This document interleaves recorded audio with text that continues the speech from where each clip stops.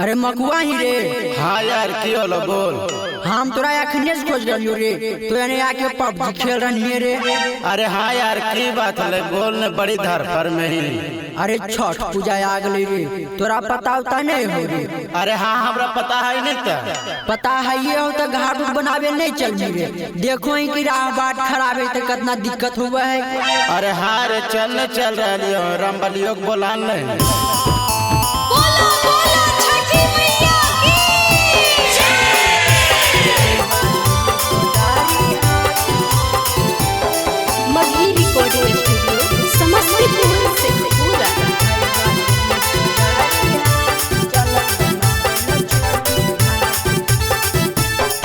अरे दिक्कत होते ऊंचा खबर हकैया बात। अरे दिक्कत होते ऊंचा खबर हकैया बात। भाई बाले कोदारी हाथ चले बनावेला छठी घाट। भाई बाले कोदारी हाथ चले बनावेला छठी घाट। अरे नियम धर्म से होते छठी मैया के पूजा पाठ। नियम धर्म से होते छठी मैया के पूजा पाठ। भाई बाले कोदारी हाथ चले बनावेला छठी घाट। भाई बाले कोदारी हाथ चले बनावेला छठी घाट। अरे चले बढ़िया से घाट बना दे, परेशानी में नहीं रहे दे।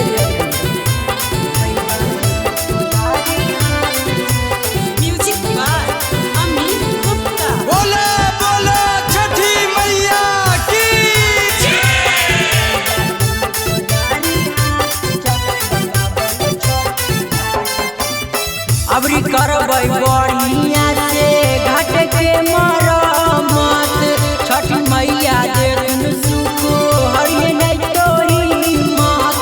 समझली रे भैया। अबरी करबै बढ़िया से घाट के मरम्मत।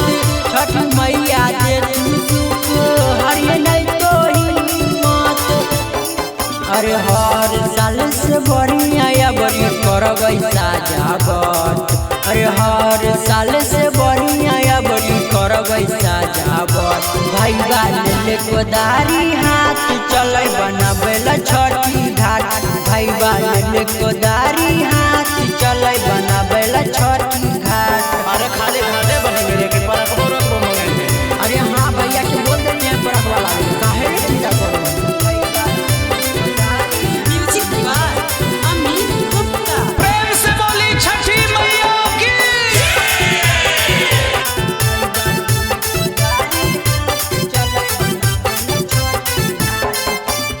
भैया के कहलिए हैं लारे परकवा।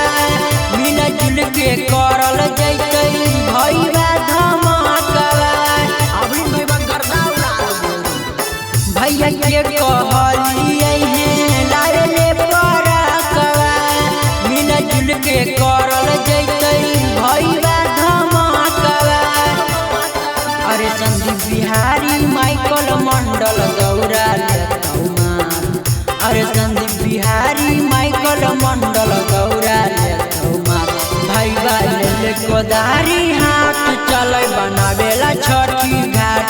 भाई बाले कोदारी हाथ चले बनावेला छठी घाट।